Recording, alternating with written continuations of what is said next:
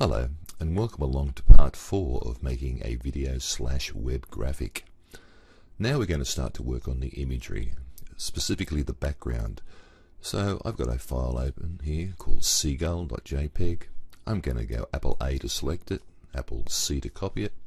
I'm going to go back to my file and Apple V to paste it, like that.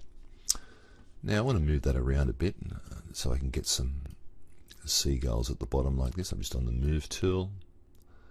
I like that, but I don't really like the quality of that image. It's a little bit washed out. So what I'm going to do is I'm going to go to Image, Apply Image. Now this is a great way to add some contrast to your image.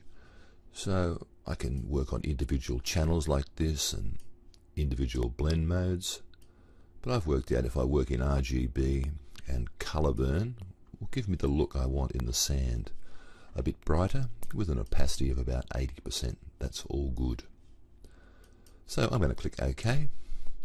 Now I want to merge a sky to where the sea is, so I'm going to open this file called skycolors.jpg, Apple A, Apple C to copy it, go back to my original file and Apple V to paste it.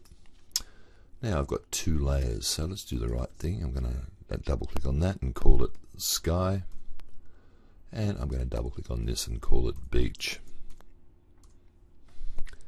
Okay, now to blend that sky into the beach, I'm going to go to the sky layer, hold the option key down and create a layer mask. Now layer masks are generally misunderstood. When it's all black like that, it simply blocks out the layer it's on, so we can't see any of that layer.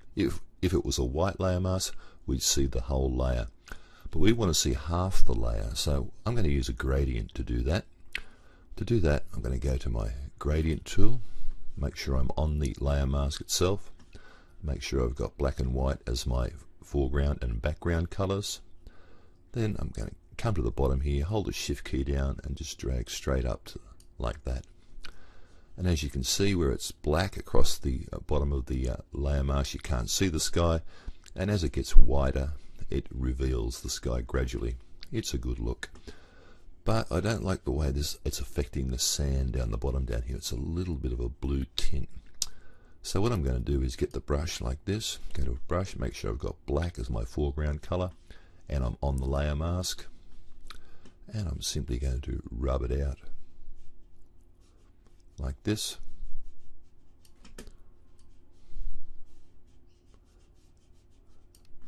Just to remove that bluish tint. And that's starting to look pretty good. I'm quite happy with that. Okay, what I want to do is put these two layers as a group. I'll make a group out of them just to keep my layers neat and tidy.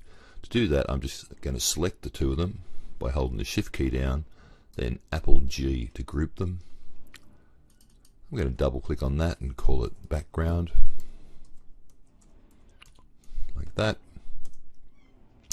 And I want to see my text on top of that, so I'm going to grab my text layers and drag them on top of the background. I've just made a mistake there. I dragged them into the actual group itself, so I'm going to grab it and drag it. Make sure you put it on top like that. That's great. Okay, so it's starting to look good. In the next video we'll add some more images.